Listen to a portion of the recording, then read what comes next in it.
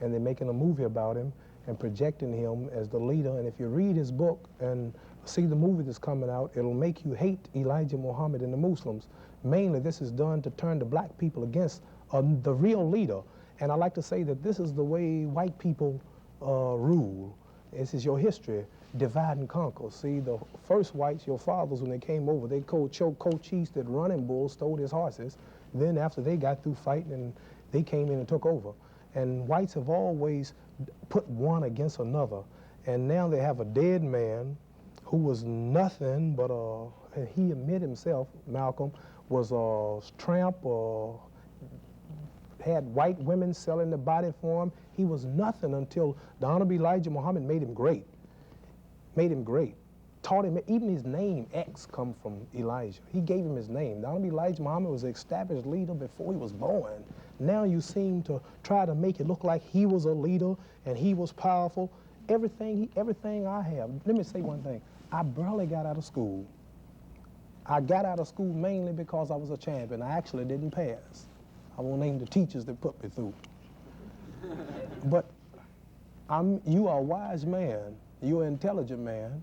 And if I was not a Muslim or follow the Honorable Elijah Muhammad, I couldn't talk to you for 2 minutes. And I believe I can hold my own as intelligent conversation with you. But it all comes from the Honorable Elijah Muhammad. But people praise me. Oh, you should be the leader. Well, you don't have to follow Elijah. Man, are you a fool? Everything I got come from him. He taught me who I was. He made me proud. He made me fearless. He made me love my own. I've turned down millions and to keep from selling out my people. The beautiful name Muhammad Ali. I now have 56 Muslim invitations by governments. All they ask me about when I go to those countries, how is Elijah Muhammad? White people, twice a day, 65 and 70, their bus stop in front of Elijah Muhammad's house, hoping to get a glimpse of him.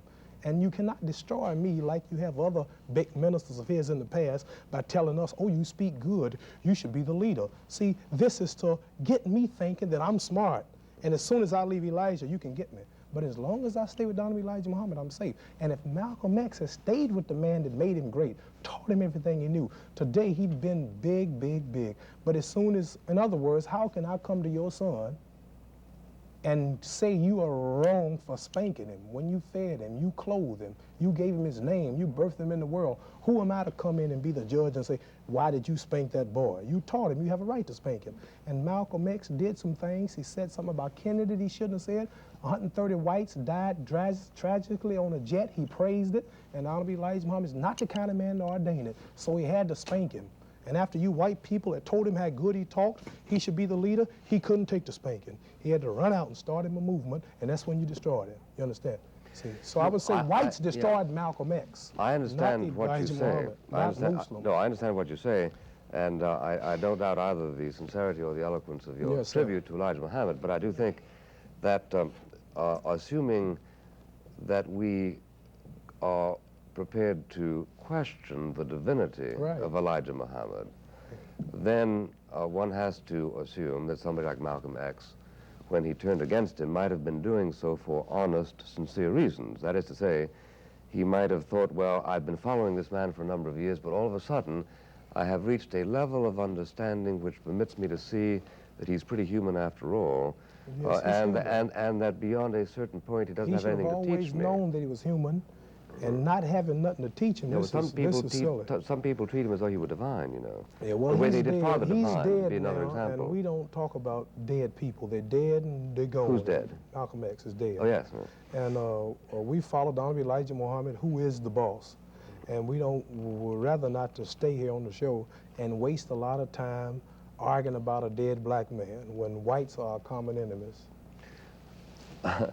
Well, no doubt, of course, he teaches you that, and no doubt you understand. We don't have to teach it. You don't have to teach a black man that whites is his enemy is well, you see, from my point of view, what Elijah Muhammad is doing to you is diseasing your mind.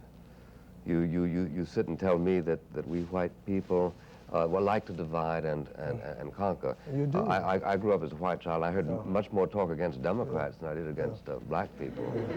And I grant there's a lot of division in the sense that Republicans are divided. And Democrats and Republicans don't lynch each other and castrate each other, Oh, and burn yes, each other, they and do. tar and feather each other, Yes, they do. and rape and slave Oh, for they- 400 years. Now, wait a minute. This is... I would like one to of ask the- you a this is question. one I'd of the like to ask you a difficulties. question. Who, 22 million black people in America, who would you say our everyday common enemy is? What other country or what nationality?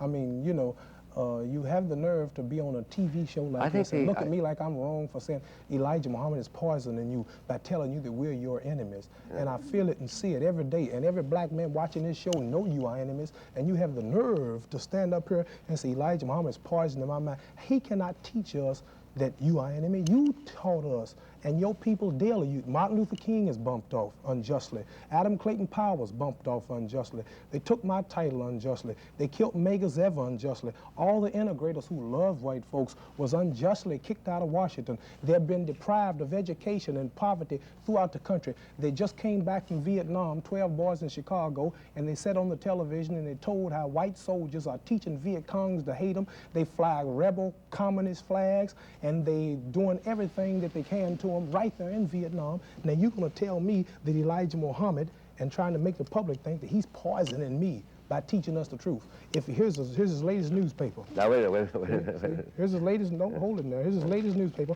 Muhammad Speaks. Now it's full of truth. You can get the paper in every city. You can buy Muhammad Speaks. And if this, I mean, you're a wise man, but I don't think you're too much wiser than the ones who run the country in the White House. Much wiser. You must,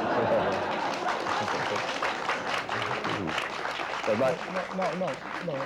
Let me try What to I make say this is point that no because one challenges nothing he teach. You're intelligent, I'm intelligent. We all know he's here. So I'm not here to tell you something you don't know about. no. I'm simply telling you that you believe something which I happen to know isn't true. Now hold it. See, What is it that I believe? You believe That's not true. You believe that the entire white community is your enemy. I happen to know it's not your enemy. I doubt if there's anybody in this room who is your I'll tell enemy. you what. But I do believe that just as Hitler persuaded all the Germans to believe that all of the Jews were their enemy, that the people are engaged in spreading this kind of virulence, and that some very, very sincere people get caught up in it. You're an example of it.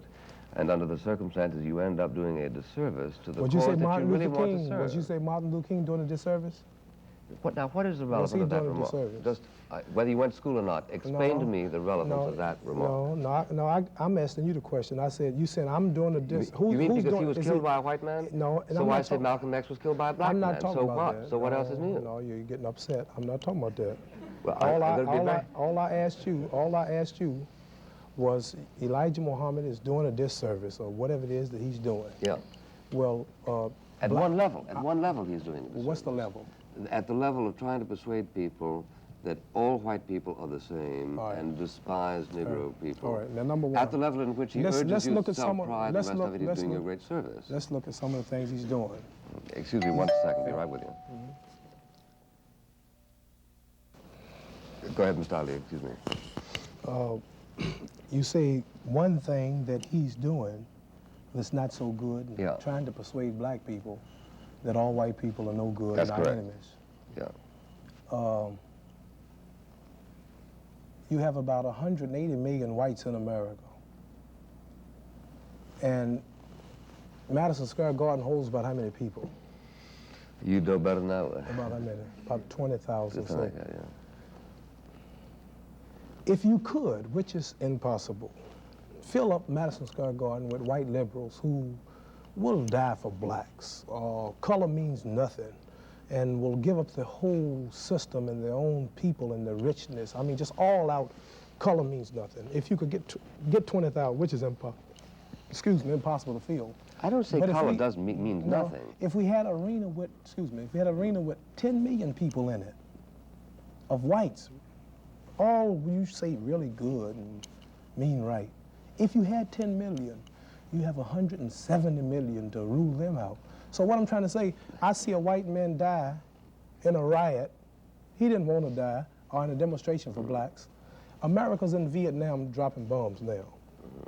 Now, wait a minute, let's get back to Madison Square Garden, because it's one thing to say that white people aren't the enemies of black people, and another thing to say that color doesn't make any difference. It does.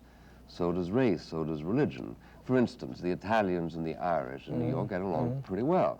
But this doesn't mean that the fact that somebody is an Italian makes no difference at all, or that he's an Irishman makes no difference at all. The question is, are they enemies? What I was referring to is, say that you had some whites that didn't pay attention to color. What I mean, you know, we all equal. That's what I meant to say. It wouldn't help the problem. I mean, there's so few. For every one white that you can find me that you may say that's liberal, that means right, I'm sure that you could find 5,000 to every one who would kill him for trying to help. So there's so few until, here's what I'm trying to say. Why aren't there more dead white liberals? How many can you count? I can count, as a matter of fact, I did count as recently as 2 months ago because I did a story on it, and I counted 12. Well, in the NAACP, the core of the Urban League, and all these organizations, and many of them, they've completely dropped out. It was not too long ago in the news where that all the whites have dropped out of all these organizations. Things are getting so critical until the liberal, you don't see him no more. He just had to flee back into his own. Oh, come on, they're coming out of the ceiling.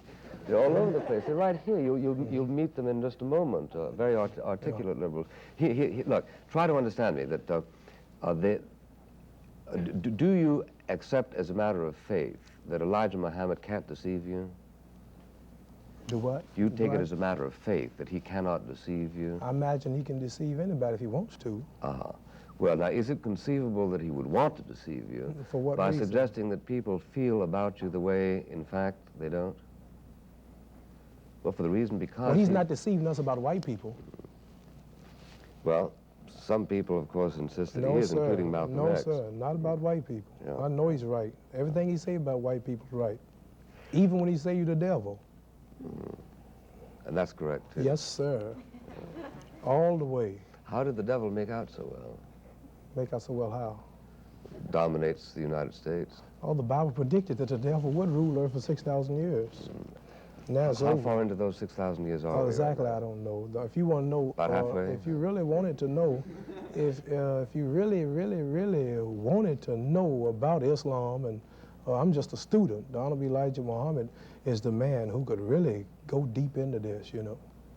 But how do you account for the fact that he has been rejected by, according to his own figures, 97% of the black people of America?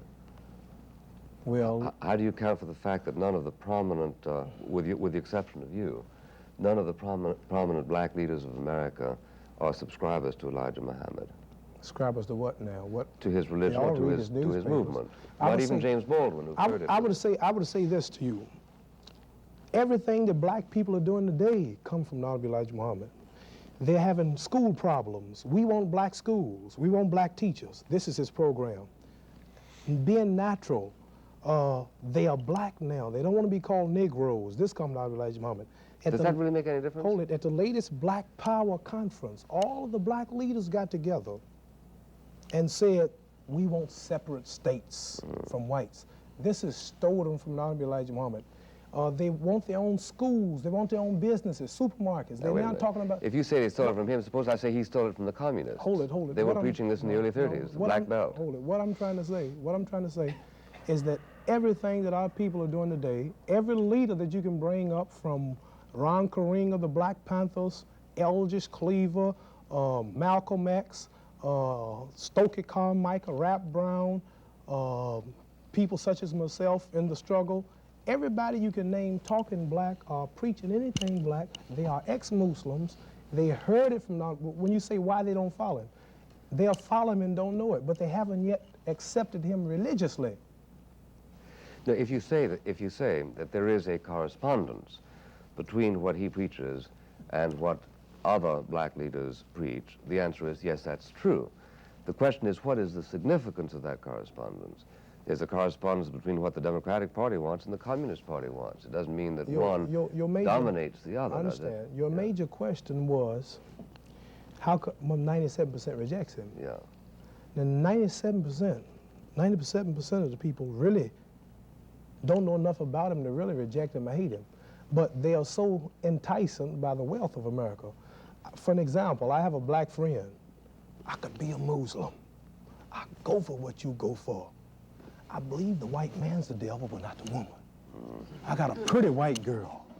So he can't join because he's got a white girlfriend. He's not sincere. He's not sincere. You understand? So this is why he haven't joined. Another fella, I go for the Muslims. I go for everything you preach, but I gotta have my pork chops and ham hocks. I can't quit eating my pork. Yeah. Another fellow, what's wrong with a little reefer?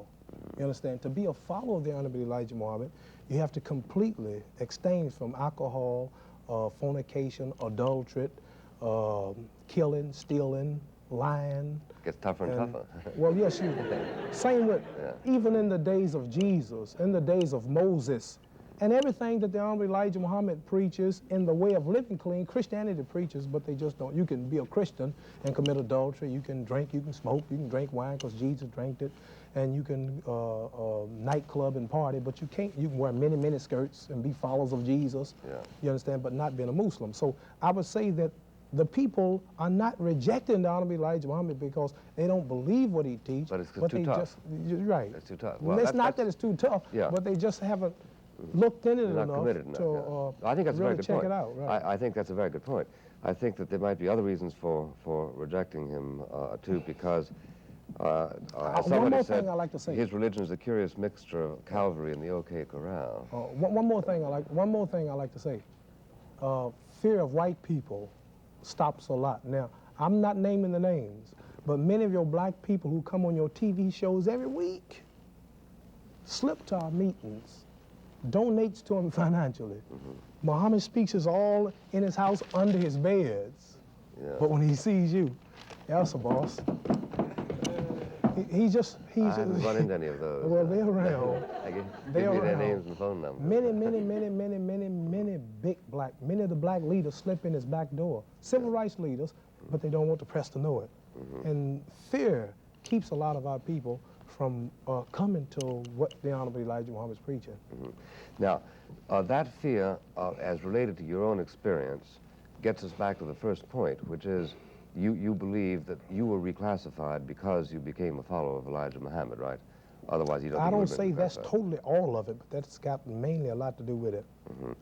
Because I see from the Liberator magazine, the socialist magazine published by the Afro-American organization, they say, whatever the government's reasons, most black people are convinced that Muhammad Ali was victimized because he is black, because he is a member of the country's most vulnerable minority.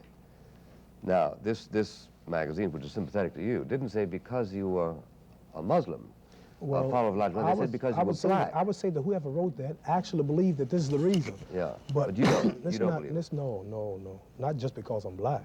Much money white people could make on me. Why wouldn't the devils go after you just because much money as the devils could make on me? Commercials, advertisements, movies, heavyweight title fights. Man, whew, millions of dollars was made when I fought. Let me tell you something. Well, why didn't they stick with you then? Why didn't they stick with you? I got one more thing to tell you. Yeah. The government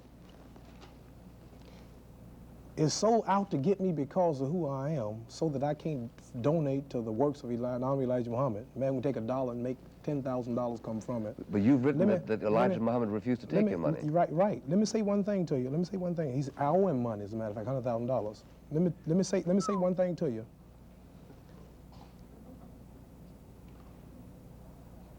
I forgot what I was going to say. I'm thinking so. What were we talking about? Well, you were saying about why they went after you. Oh, right. Yeah. I'm thinking ahead of myself. Right. See, you're a wise man, and you make a man think. Did that ever happen in the ring? No, boxers don't think as fast as you. They're slow. But what I would like to say is that Washington, the government, the reason I say the government's behind all of this is because I tried to box an exhibition for the poor people in Mississippi.